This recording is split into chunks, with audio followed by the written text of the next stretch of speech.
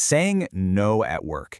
Man, it can feel like you're walking a tightrope, right? You want to be a team player, but you've also got to protect your own time and, your sanity. So today, we're going to master the art of the polite refusal. And trust me, this is a skill that can totally change your life at work.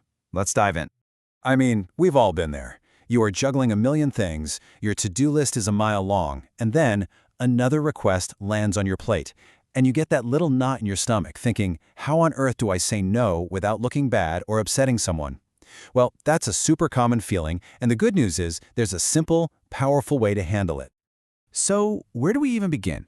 Well, you might think it's all about the words you choose when you say no, but actually, the secret to a great refusal starts before you even speak. It all comes down to how well you listen. Seriously, this is the foundation. If you get this part right, everything else just falls into place. Now, when we talk about listening in the office, it's so much more than just letting the sound waves hit your ears.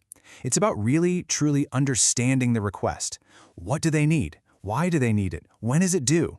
It's only when you have that complete picture that you can give a response that's actually respectful and, makes sense. Okay, so how can we get better at this? Here are 3 really simple but super effective tips. First, just focus. Tune everything else out and give the person talking your undivided attention. Second, as they're talking, repeat their instructions back to yourself in your head. It's a great little trick to make the details stick.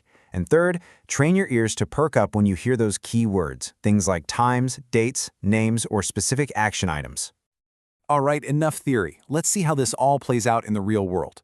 We're going to listen in on a classic workplace chat between a manager, Ms. Chen, and her employee, Mark. Pay close attention to how a polite no can work perfectly. See how smooth that was? It's simple, but there's a lot of great stuff happening there. Ms. Chen makes a very clear request. Mark says no, but does it politely and gives a reason. And then Ms. Chen immediately pivots to a solution. It's a perfect no-drama exchange that keeps things professional and productive. This phrase, this right here is the secret sauce. I'm afraid I can't. It's what we call a softener.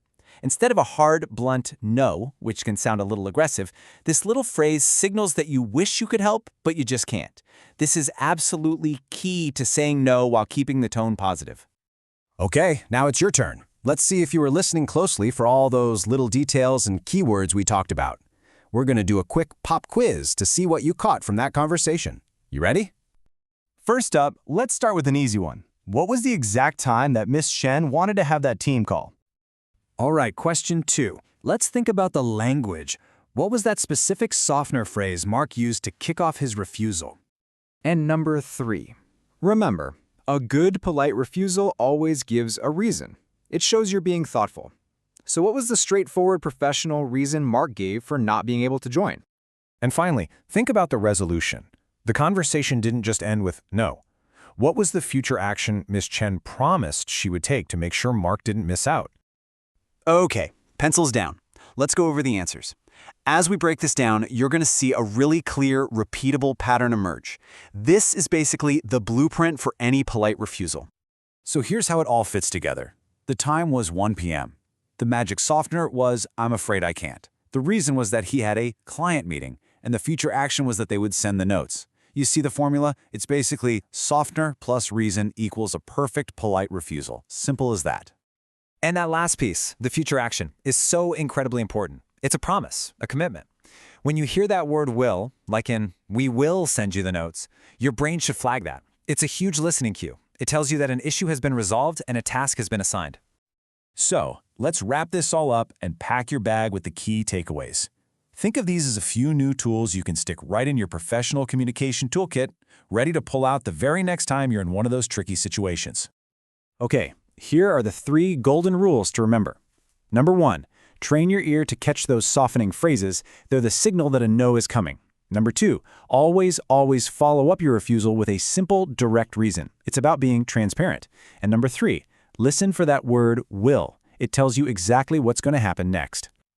I absolutely love this metaphor because it makes it so easy to remember. The polite phrase, I'm afraid I can't, that's your gentle stop sign. It smoothly brings the request to a halt.